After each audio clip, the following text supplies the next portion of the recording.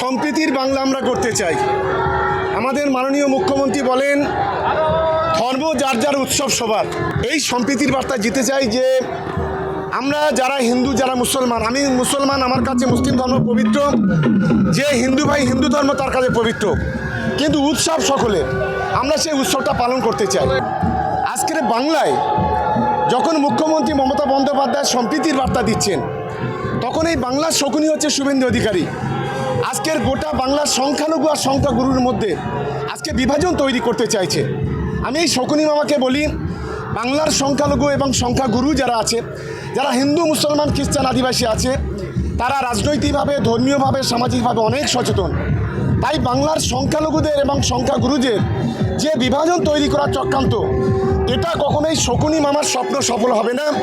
বাংলার সম্প্রীতি অটুট থাকবে।